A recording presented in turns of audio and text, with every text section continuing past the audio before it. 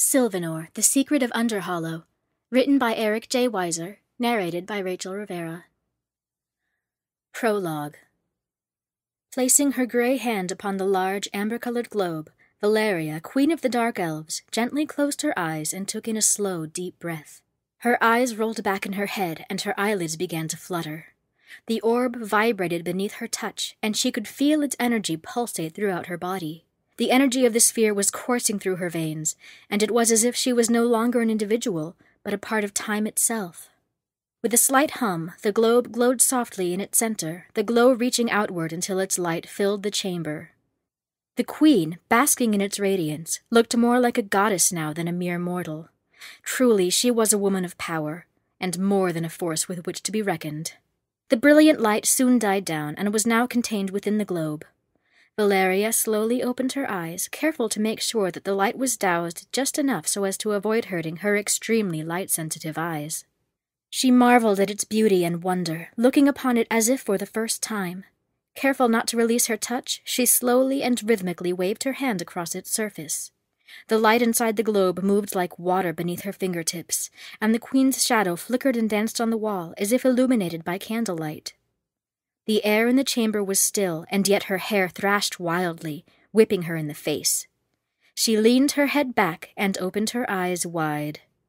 Inside the globe, thick black smoke was swirling like a vortex. As it dissipated, glowing red eyes appeared.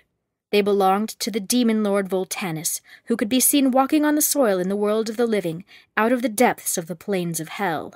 He marched with legions of dragons soaring through the air under his command. Together they laid waste to the mortal world. Under his cunning leadership, the dragons charred entire villages and settlements. One by one the continents fell, their inhabitants not strong enough to repel the demon-led attacks. Queen Valeria watched history unfold before her eyes with a stern, emotionless face. Mere handfuls of inhabitants of each continent barely escaped their homelands and made it to the realm of Sylvanor. It was there that they made their stand. Gnomes, fairies, orcs, elves, and dwarves set aside their differences to become one allied force. The greatest among them joined together and forged the most powerful protective spell ever conjured. Soon the entire realm would be shrouded in an invisible barrier that would prevent their enemies from entering. But it would also prohibit anyone from leaving. The Demon Lord's dragon followers were condemned to die on their own charred lands with little food and water. Voltanus, however, discovered a portal that would bypass the magical barrier and take him directly into the heart of Sylvanor. He unleashed his fury upon village after village, bent on destroying the last continent and turning it into his newest plane of hell. After much of the realm lay in ruins, Voltanus met his fate at the hands of the most powerful of Sylvanor's heroes and was sent back to his domain. The portal through which he traveled was sealed for all eternity. The races united in celebration, but peace was short-lived. As the immigrants to Sylvanor grew and flourished, the realm soon fell victim to a new problem: overcrowding. Trapped on Sylvanor by their own barrier spell, the races began to fight among themselves, claiming various territories and setting up borders around their self-declared provinces. The territorial struggles soon escalated to all-out war when the Dark Elves refused to give up their underground lair, Underhollow. Closing all but one of the entrances with smaller versions of the gigantic protective spell, Underhollow became a virtual stronghold. Realizing that their new defensive spells were much less powerful than the one that surrounded Sylvanor and would weaken with time, the Dark Elves created a new portal that would allow them to find a new home, a place where they could live without fear of extinction. The Queen shook her head in disgust at the image of her kind leaving Underhollow. "I care not about the achievements of Fenric," she said of her rival with a jealous tone. "I wish to see my conquests and accomplishments." The globe grew darker, but soon returned with its unique imagery of the realm's history. Queen Valeria was now seen in the globe, leading her people into battle and turning the tide of the realm's war in the favor of the Dark Elves. On her side was a new, mysterious race of humanoid dragons that were just as deadly as the dragons in the First Great War. However, their smaller, reconfigured frame made them even more efficient killing machines. With this new army at her command, she attacked the dwellers above ground, committing genocide on all races that weren't Dark Elven. Even their Light Elf cousins were not spared from the onslaught. The provinces fell quickly, and those who were left alive were enslaved in labor camps to perform menial tasks for the Dark Elf Empire. Solaris Arbor, the Light Elf province, was the only land that did not fall to the Queen's terrible power. A surrounding territory known as the Breathing Forest, a beautiful, dense forest through which only the pure of heart could pass, provided complete protection to Solaris Arbor. The globe settled its image on the Breathing Forest, and on the peaceful land of light elves that lay beyond it. She squinted, sneering at the land that would not fall to her. She ran her hand lightly across the globe one final time, and the image of Solaris Arbor shimmered beneath her touch. "Soon," she stated with a twisted grin, "you will be mine." Chapter 1. The Heart of the Enemy. The rain fell hard in Underhollow. The barrage of raindrops made the large leaves of the kokil trees bob and dance. The huge rubbery trees whipped in the cold wind, causing several of their branches to occasionally tap and scratch the rooftop of the carriage. The screeching sound went through Aldera like fingernails grating down a piece of slate. Looking out of the carriage window and into the forest, past the swaying kokil trees, she spotted the occasional blinking of small yellow lights. Drakal, thought Aldera. Servants of evil, the Drakal are beasts that are humanoid in form, while possessing the awesome powers of dragons. Breaths of fire, acid, lightning, or gas spit from their mouths in battle, while their huge leathery wings allowed them to fly in groups over entire villages, destroying them within minutes. The images of the burning houses and the memory of the stench of burning flesh brought Aldera out of her daydream. Just how could it be raining in Underhollow, she pondered. The land of Underhollow exists underneath the deadened forest of Glenfell. It is not exposed to the sky. Looking out the window, she saw plants she had never seen before. There were flowers as large as dwarves, and vines longer and thicker than any rope she had ever seen. The brilliant colors of these plants were toned down by a wash of eerie dark blue light. Craning her neck, she looked skyward. They were passing under a huge blue force field dome.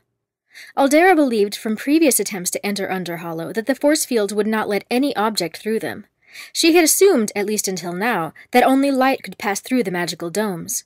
The rain now smacking her in the face proved her wrong. So it looks as if at least water and light can penetrate the domes. Interesting, Aldera thought, as she pulled her head back into the carriage and tugged on her hood to bring it down once again over much of her face. She glanced around the inside of the carriage at her fellow passengers. She knew that they were all elders from Solaris Arbor who once held seats on the High Council of the land, but she did not know why they were here. She only knew that stealing one of the councilman's robes and posing as one of them would be the only way she would finally enter Underhollow. She had tried for many seasons to enter Underhollow, always without success. But now she was here, deep inside the strange magical land of the Dark Elves. There had to be answers down here somewhere. Perhaps they were out there in the forest, or hidden in the Overlord's castle. Either way, she had to uncover them if there would be any hope of saving the land of Sylvanor from the Overlord's tyrannical grip. The Overlord had not been seen since the Dark Occupation began. Had he resided in the castle of Underhollow all this time, letting the Queen do his dirty work while he sat on his throne, enjoying the luxuries of power? So many questions must be answered. At last, here was the opportunity for Aldera to answer them. Looking around at the hooded councilman, she tried, as nonchalantly as possible, to quietly turn the handle of the carriage door. If she could open the door, run into the forest, and hide among the fauna in the storm, she might not be discovered. She might even find a way to penetrate the force field domes, enabling her to come back with an army of troops to liberate the land of Sylvanor. Finally, she would not only be accepted among the various races of the realm, but also be worshipped as a hero. Stupid, she thought. She had no idea what creatures inhabited the dark forest. For that matter, she didn't even know where in Underhollow she was. Letting go of the door handle, she sat back and let out a brief sigh. She was now a prisoner of sorts, stuck in the carriage and along for the ride, unable to exit until it came to the stop where the elders would depart. Just where was their final destination? Why were they even here in the first place, going of their own free will into the heart of the enemy? All of these questions had her head pounding, craving answers. "Clear your mind, Aldera," she ordered herself. "Remember your studies. The quiet mind discovers all things." As Aldera slipped into a meditative state, her thoughts began to wander back to her childhood. Growing up had not been easy. Her light elf foster parents provided her with a loving home, a sanctuary in which she was surrounded with encouragement and love. The outside world, however, was very different. Most of the light elven children feared her dark elf side, masking their fear with cruelty. She was picked on, bullied, and often spat upon by her classmates. She had but one true friend who had often showed her kindness, and she loved him with all her heart. A part of Aldera died the day she realized that he was developing feelings for his fairy friend. Their friendship drifted, but she continued to love him from afar, never revealing her feelings. She often fantasized that he would one day return those feelings and marry her. Underneath her cloak, her shoulders slumped as her thoughts traveled to her foster parents. Aldera was told that they were friends of her biological parents who had taken her in after an angry mob of fanatical humans, fearing that the half-breed was a bad omen of things to come, attacked their home. Aldera understood that her biological mother and father had given their lives to protect her, as her foster parents carried her into the safety of the night. Her posture straightened as she recalled her last memory of her foster father, beaming during her lessons, telling her how proud he was that she could pick up magic so easily. She flashed an unconscious smile under her hood, then quickly vanished. It was the last time anyone had ever said that they were proud of her. Sadly, her foster parents had also perished. Not at the hands of an angry mob, but under the tyrannical fist of the Dark Elf Overlord during the taking of Sylvanor. She wished they were still alive to give her the love and guidance she now so desperately needed. Maybe then she would feel more confident about what she was doing. Maybe she would actually know what she was doing. Teaching herself the lost arts of the ancients was not an easy thing to do. Few artifacts and stories were to be found about the ways of magic when the two races of elves had been one. But now was her chance to observe the black magic of the Dark Elves. Now she had a chance to learn about the forces that dwelled in Underhollow. To fully understand the power of the light, one must completely comprehend the power of the dark. I must be mentally prepared to absorb all that I can while I'm down here, she instructed herself. Hoping that this would be her last thought until they reached their destination, Aldera sat back in the carriage and slowly closed her eyes. Folding her hands with index fingers pointing outward, she began, once again, to meditate. In what seemed like only a few moments, the carriage jerked to a stop. Aldera snapped out of her meditation when she heard the elegant language of the Dark Elf mixed with the beastly grunting of the Drakal, shouting all around her. She opened her eyes and saw several figures standing outside the carriage. She turned her gaze to the elders seated around her, noticing that their posture remained the same as it had been a few hours ago. Were they still lost in meditation? Perhaps they were too old to complete their journey. A few hours' ride must have seemed like years to them. A smile curled Aldera's lips. No matter how hard she tried to respect the elders, she always somehow found a way to laugh at their expense. The door to the carriage creaked as it opened. "Kindly exit and follow my lead," said a dark-cloaked figure in a soft, broken version of the Light Elf language. From her position in the carriage, Aldera could not make out any details about him. The elders slowly rose to a crouching stance, careful not to hit their heads on the roof of the carriage, and exited one by one. Aldera grabbed the hood of her cloak and pulled it tight over her face. She must make them believe that she is one of the elders, or her cover would be blown. Imagining the horrors that would be bestowed upon her if she were discovered, she took a deep breath, rose cautiously from her seat, and followed the elders outside. Stepping out of the carriage, she found her group surrounded by a dozen Drakal and a handful of dark elves in their traditional dark violet body-length robes. Aldera caught herself staring at the terrifying sight of the Drakal. She had never been this close to one before. They stood before her, towering over her own height reaching only to their shoulder blades. They wore no armor. Their thick, scaly skin was all they needed to protect themselves from weapons. She cocked her head to glance at the large leathery wings folded behind them. There was something not quite right about their eyes. The brilliant yellow glow that emanated from them was unlike anything she had ever seen. In fact, their whole species had never been seen in any of the realms until the Overlord came into power. Where had they come from? Clear your mind, Aldera. Pay attention to your surroundings, and they will provide the answers you need. Aldera closed her eyes and took a deep breath. Just then, an unexpected voice from the darkness said, "Good evening, and thank you for coming. The Overlord will be most pleased you made the journey under such harsh weather conditions. I am Commander Zelgot, in charge of the Drakal army, and I will be your escort through the courtyard to the portal inside the castle." Aldera opened her eyes and gazed upon the commander. He was not dressed like the other dark elves. Instead of a robe, he wore the polished silver armor of a warrior. A tall, handsome man with typical dark elf features, he had jet-black hair and dark blue eyes that seemed to almost glow. He was a proud man, as well he should be. His name was known and feared throughout the entire realm of Sylvanor. "So this is the bastard that captured my friends all those months ago," she thought as she sneered at Zelgot from under her hood. A brief flash of her childhood love washed over her. Were he and his friends still alive? Were they taken to one of the death camps that existed in the world above? She often wondered if fleeing the scene of their capture to fight another day was the right thing to do. Now that she was in Underhollow, so close to discovering its secrets and power, she knew she had done the right thing. Perhaps Aldera could use the knowledge she was about to gain to free them all. Her focus returned to the events around her and to their captor, who was standing directly in front of her. The thought of standing so close to him made Aldera want to spit on that handsome face of his. Anger was quick to rise in Aldera. She often reacted suddenly and without thinking. This had caused trouble for her far more times than she could count. But this time, she must control her anger. Her secrecy and her plan depended on it.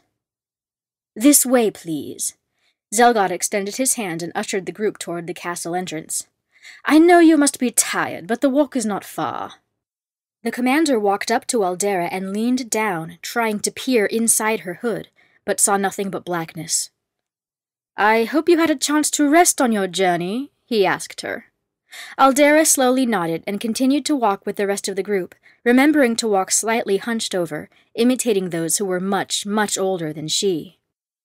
It was difficult to take in all of her surroundings with her hood pulled so tightly over her head, but there was no way to remedy that situation.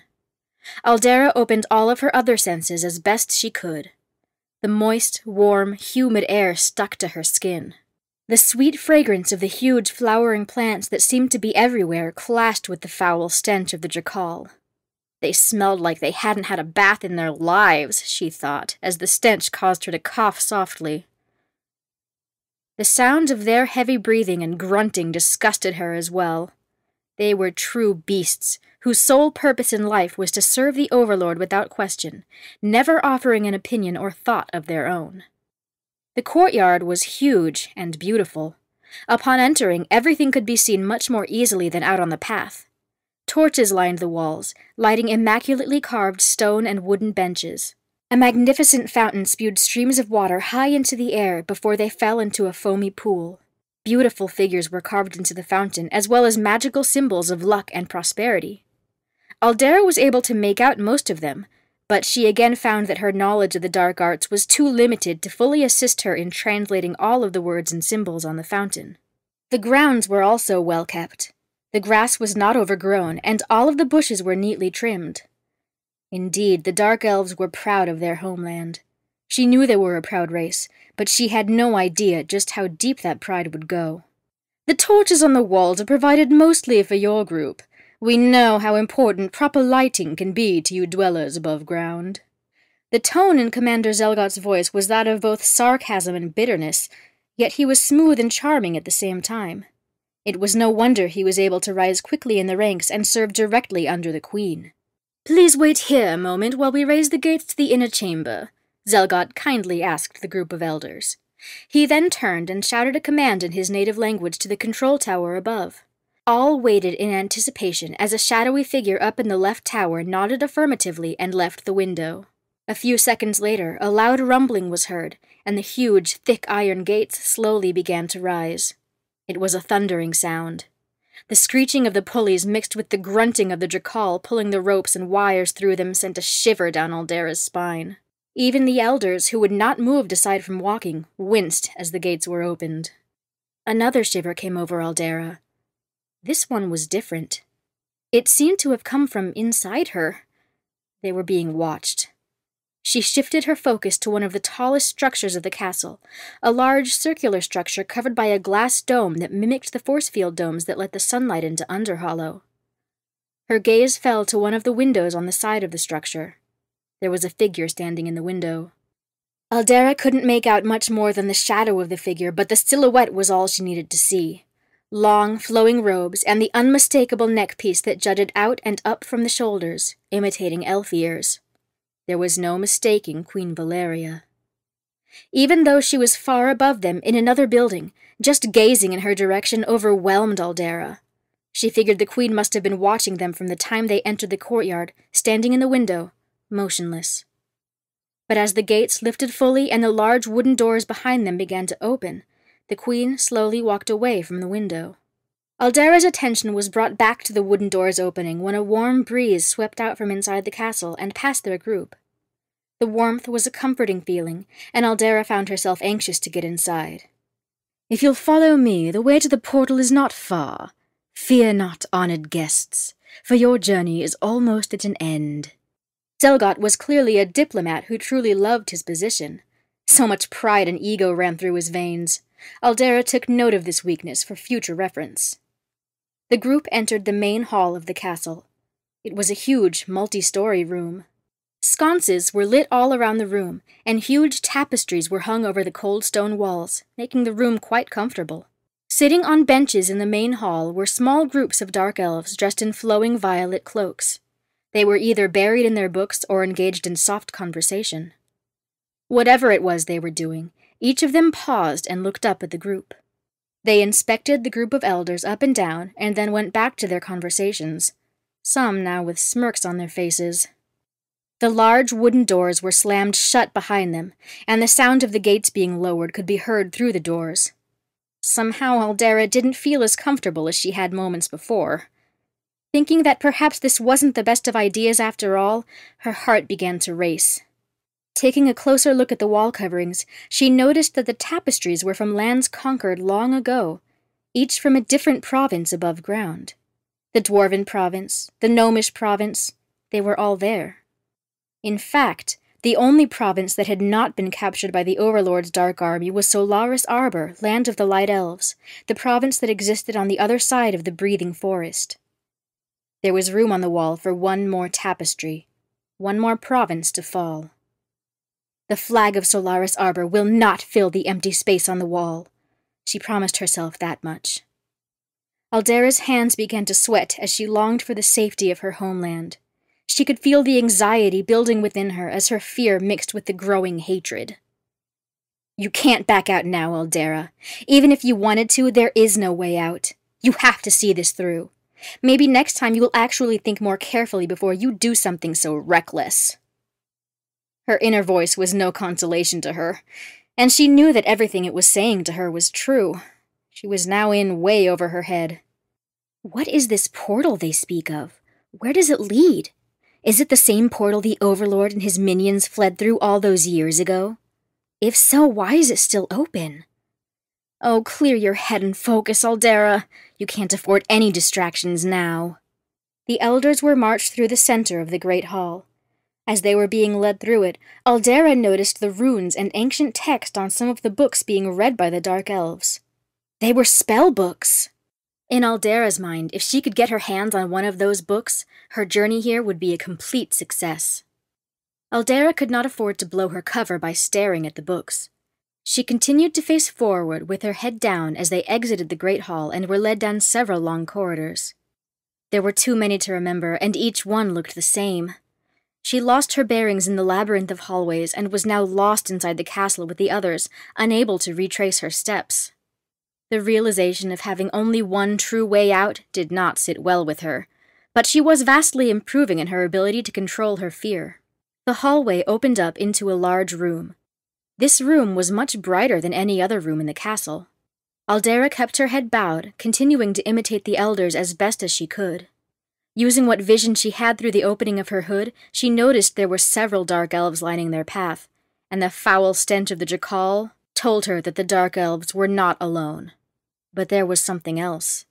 A cold feeling washed over her, but she dared not lift her head to investigate. She must now rely on her other senses. "The portal is just down these stairs, if you'll follow me and watch your step." Zelgot's voice sounded even more confident than before, more proud.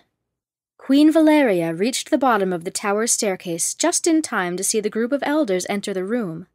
One by one they entered, slowly walking, heads bowed and arms folded. A smile curled the queen's crimson lips. "At last the elders are here.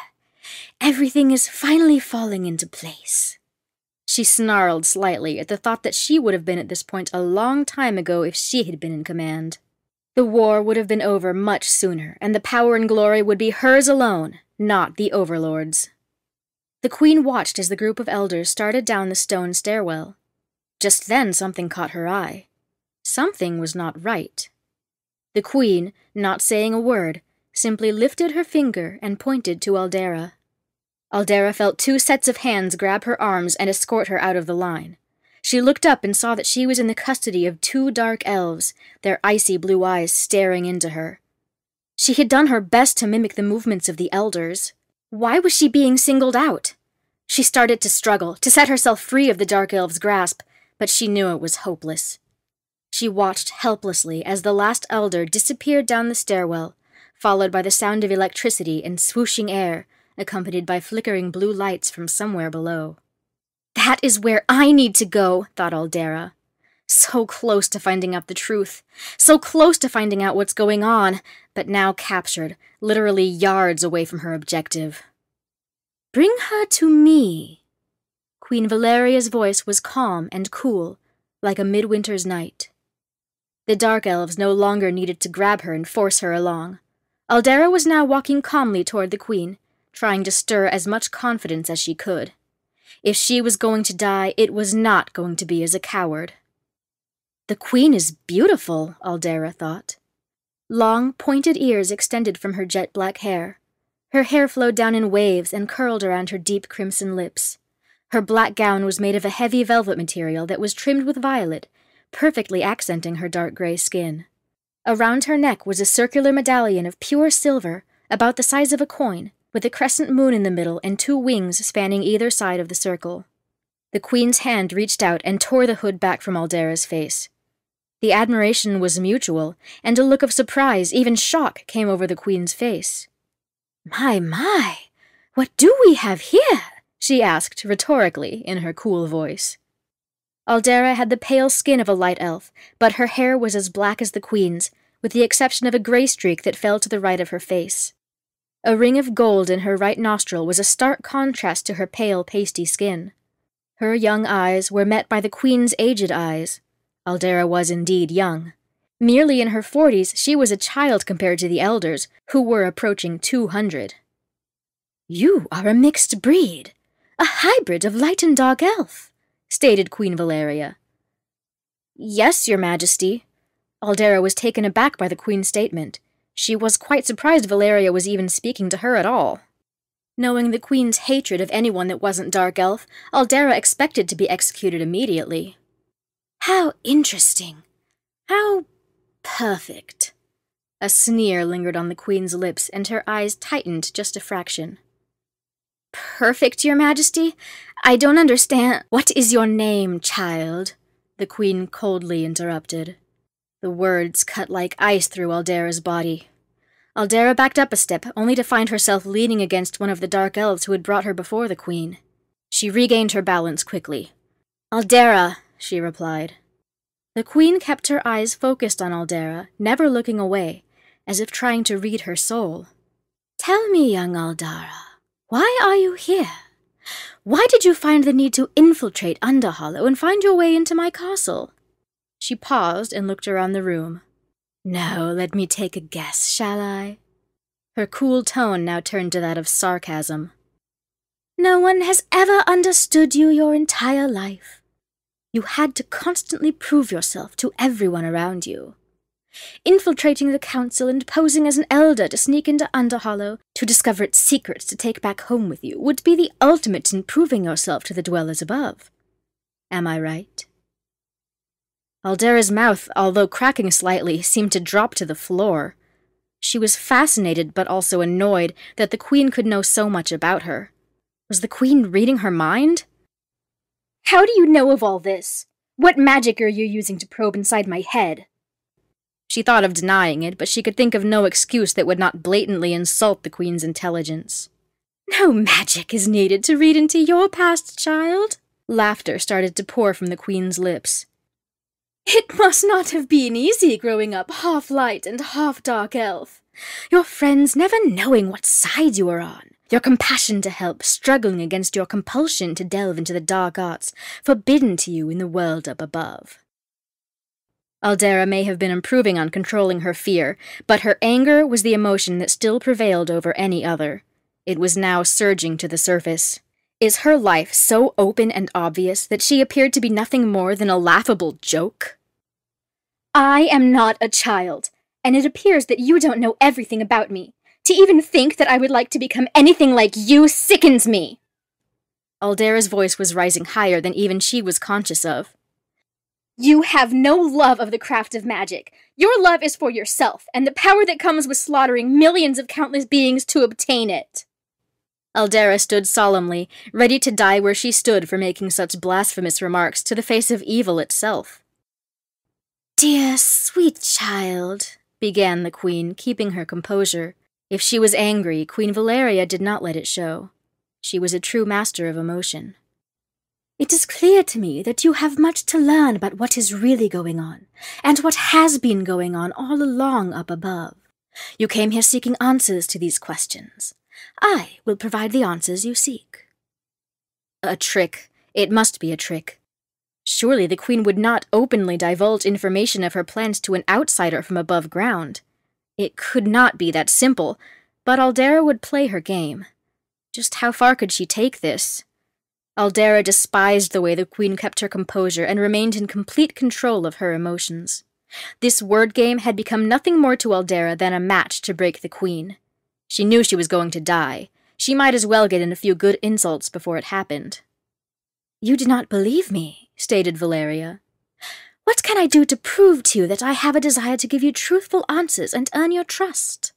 "Why would you want to earn my trust?" Aldera paused, folded her arms, and looked directly into the Queen's eyes. "Okay, let's start with the elders. Why have they journeyed all the way across Sylvanor, through Underhollow to your castle, and then through a portal that leads to who knows where?" Aldera found that she was getting a little too cocky, but because she was sure that the Queen would kill her anyway, she let her demeanor continue. The Queen's right eyebrow rose. She looked at Aldera for a few moments, and then began to speak.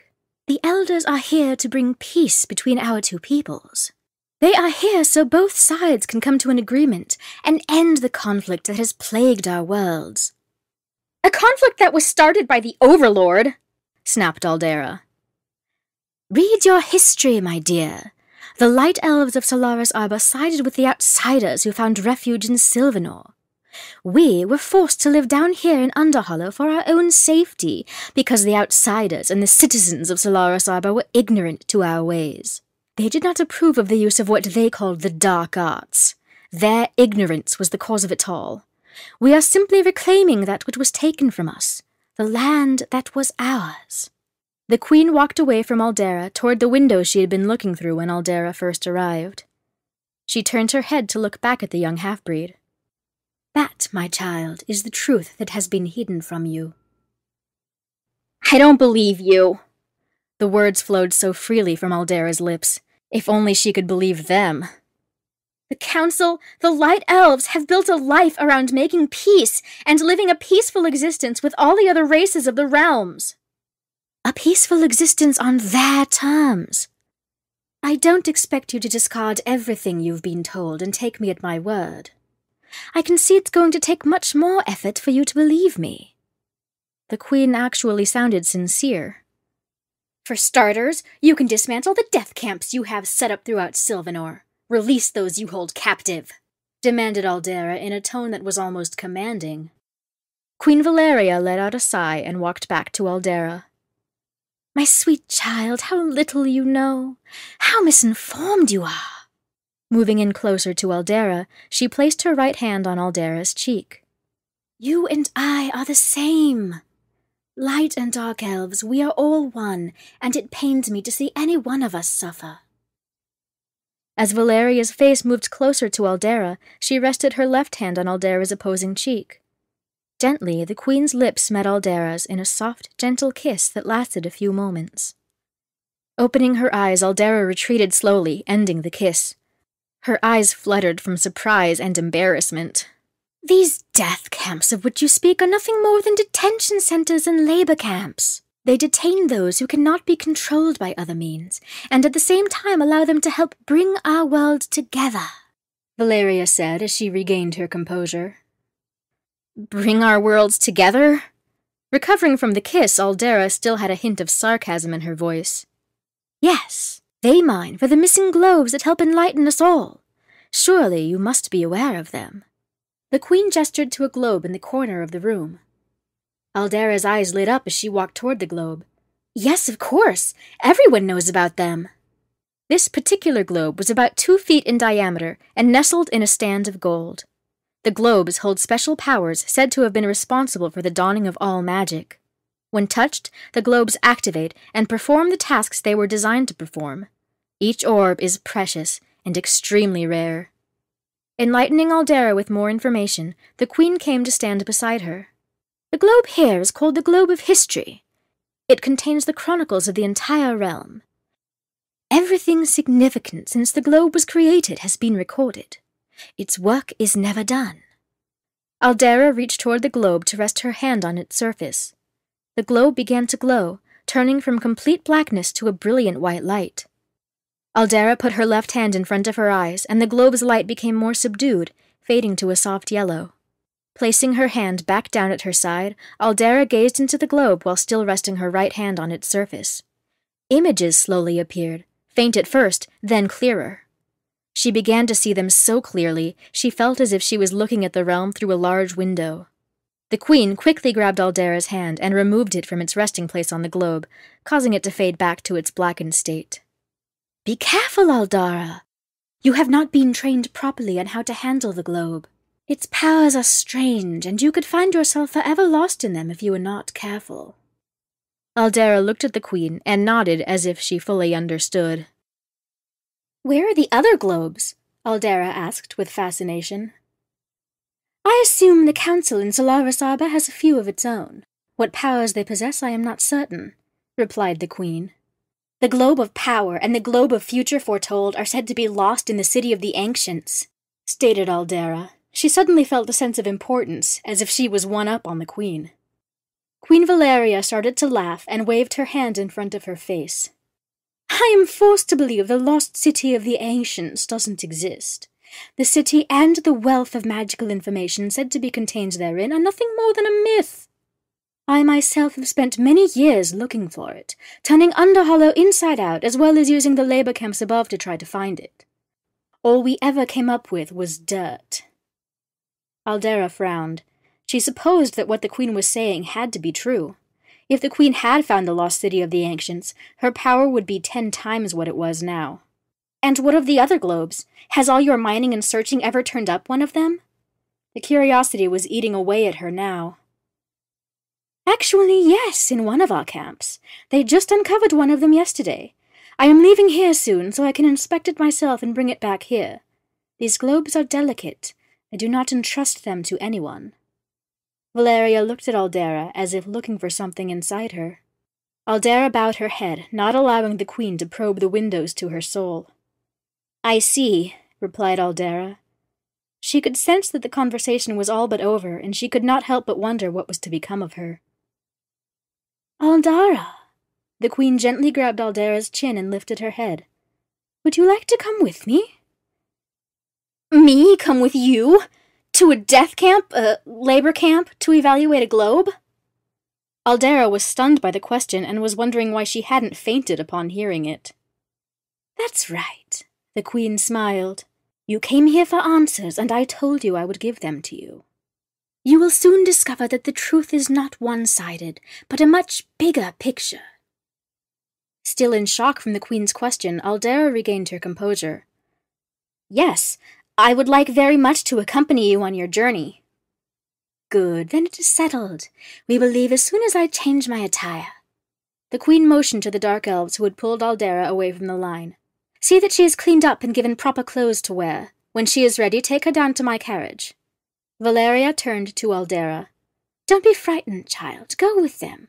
They will take good care of you. Aldera looked at the queen, then at the two dark elves. A faint smile crossed Aldera's lips. I'm getting out of this alive after all, she thought. Aldera nodded in agreement as she was ushered out of the room by the queen's royal servants. You can come out from the shadows now, Fenric. The queen turned to the curtains that were closed on the other side of the room. I know you've been standing there the whole time. Don't you ever get bored with spying on me? Her question seemed to have been spoken to the air. The curtains rustled as a withered old hand emerged from them, followed by the rest of an old body. Fenric was an old dark elf. His growth stunted, he was no taller than a dwarf. His hair was grey with age, and his long pointed ears now drooped a bit. His spectacles were pulled to the end of his nose as he emerged from the shadows. He was holding his precious, tiny globe of communication that he never seemed to be without. Never would I dream of spying on you, your highness, wheezed Fenric. I merely report that which I see to the Overlord per his command. I mean no disrespect to you, your greatness. No, of course not, the queen replied frigidly. She hated Fenric. Over the years, she had done everything she could think of, aside from killing him herself, to get him out of her way. The only reason he was alive and well was that he reported directly to her husband, the Overlord. Fenric was ordered to remain on Sylvanor to watch over her. She despised the way the Overlord did not fully trust her, and she was constantly taking it out on Fenric. Do you think it's wise to take on this young stranger as your apprentice? She's half-light elf. Some would call that treason. Fenric disliked the queen as well, and he too took every opportunity to discredit her in front of the Overlord. How could you become so old, yet remain as naive as the child that just walked out of here? Queen Valeria's voice remained cool, which thrust her insults further into Fenric's heart. I have no desire for her to become my apprentice, you fool. She is half-light elf. I am simply curious about her. I beg your pardon, your majesty, but the Overlord does not share your curiosity. He wants only to destroy them. Fenric seemed too comfortable with his words. He knew he was untouchable and that he could say virtually anything he liked to the queen. The queen looked down at the globe in Fenric's left hand. She eyed it carefully to make sure it was still dark. Fenric had, in the past, used the globe to capture a few of their conversations in various attempts to discredit her. The Overlord is relying too much on the negotiations with the elders. He is much too confident in his ability to trick them into granting him passage through the breathing forest. His plan is taking far too much time. Should it fail, it would cost us precious time and resources. I am simply providing him with an alternative plan should his not succeed. Queen Valeria's voice did not sound particularly reassuring to Fenric. The Overlord must be notified of this at once. Fenric's grip strengthened around his globe. I would expect nothing less from you, Fenric. A smile found its way to the queen's lips when she saw Fenric frown after her comment. She loved to treat him as the tattletale child he was. It would be wise of you to remain in the palace until you have full approval from the Overlord on this matter, your highness. There is no time, Fenric. The queen walked to the room's exit. I must tend to this globe that was uncovered in one of our camps. I must retrieve it before it falls into enemy hands. Now run along and make your reports to the Overlord. I must prepare for my journey and do not have time for you any longer. Queen Valeria exited the chamber, her black gown flowing behind her. This time, your majesty, you have thankfully gone too far. Aware that he was now talking to himself, old Fenric tightened his grip on the globe, and it began to glow. Aldera sat waiting in the queen's transport. The carriage was unlike any other she had seen in her life. Having no wheels, it hovered silently above the ground. It was painted black with violet trim and polished to perfection, no scratches blemishing its surface. Guiding the carriage were 4 horse-like beasts. Solid black in color, with long manes of silver, their flaming hooves appeared to dance on air. The flames were small, and they licked the ground gently. Surely they would flare up when running. The creatures truly were an ominous sight to behold. Inside, the carriage was more comfortable than any sleeping quarters Aldera had ever seen. The two large seats that faced each other were more like little beds, plush and comfortable. Each contained half a dozen red satin pillows. Aldera clutched at the clasp holding her cape together. It was circular, with blue diamonds decorating its border. In the center was a crescent moon made of silver. It was one of the most beautiful pieces of jewelry she had ever seen. She sat back in her comfortable chair and grinned. She couldn't help but dream of what it must be like to have so much power, luxury, and respect from your people. One day, thought Aldera, I will have all of this. I won't be questioned, feared, or hated anymore by those around me. One day, I will have the respect of the people of both Solaris Arbor and Underhollow. She sat back and looked out the window at the wetness on the flowers and plants of the forest from the dew and the early storm. The sweet smell of the flower nectar made her hungry. If only there were food in the carriage. She'd give almost anything for a bite to eat. Just then, and without warning, the carriage door opened. Queen Valeria stood in the doorway and smiled gently at Aldera. "My dear child, you must be hungry. Here, I brought you some fruits that grow on the trees down here in Underhollow. They will surely be the most delicious you have ever tasted." The queen offered the basket of fruit to Aldera. Aldera was stunned once again by Queen Valeria. How does she always just know? She pondered. Aldera accepted the fruit basket from the queen's hand and rummaged through it. The fruit she picked out was yellow, egg-shaped, and soft to the touch. She put it to her lips and took a bite out of it. The texture was so soft she almost didn't need to chew it. It seemed to melt in her mouth. Juice dripping from her chin, Aldera wiped her mouth with her cloak. Queen Valeria looked at her and smiled. "Quintai, they are also my favorite. Delicious, aren't they?" she asked. Aldera nodded her head in agreement and kept eating. She hadn't eaten in almost a day, and she was famished. She was careful, however, of the speed at which she was eating. She didn't want to appear too rude at the queen's generous hospitality. "Thank you, Your Highness. This is most kind of you, and very appreciated." Aldera's tone was genuine. She lifted her head from her snack to look upon Valeria. The queen was no longer dressed in her throne-room gown, but in black leather, complete with leather boots on her feet and dark gloves on her hands. The only accessory familiar to Aldera was the winged neckpiece the queen wore. Resting next to Queen Valeria was a long staff of pure silver, with a small globe about 6 inches in diameter clasped to the end of it. "Nice staff," Aldera said admiringly. "What sort of globe is attached to the end of it?" "It is a globe of imprisonment," replied the queen. Aldera's eyes widened. "How does it work?" "Perhaps you will see. We will be entering somewhat hostile territory. We must be prepared for whatever will happen." The queen leaned her head against one of the pillows, never taking her eyes from Aldera. "It is always good to be prepared." Aldera sighed a bit. What a stupid response that was. She was out of her league, and she knew it. She was, after all, only a child, sitting across from the enemy, talking about subjects with which she had little experience.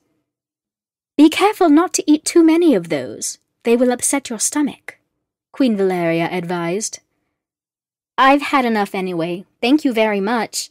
They were very delicious," responded Aldera. "Now, you just sit back and get some sleep. The voyage ahead of us is very long, and you need your rest. I will awaken you when we get there." The queen had an almost motherly tone in her voice, which, unknown to Aldera, carried a hidden magical tone of suggestion. "Yes, I could use some rest." Aldera leaned against the side of the carriage, unable to fight the sleepiness that was overtaking her. "It's been a most interesting day." The queen smiled. "Yes, it has. For both of us." The queen watched as Aldera closed her eyes. She eyed Aldera up and down until her breathing became soft and regular. A wicked smile curled the lips of Queen Valeria. She then waved her hand in the air. The carriage elevated slightly and moved forward. The horse-like beasts that propelled the carriage seemed to gallop on the air. The flames on their hooves now roared like a well-kept fire. The gallop soon quickened in pace, and the carriage sped off into the night at a speed no other creature could match. This has been Sylvanor, the Secret of Underhollow, Written by Eric J. Weiser. Narrated by Rachel Rivera. Copyright 2013 by Eric J. Weiser. Production copyright 2014 by Connects Media, LLC.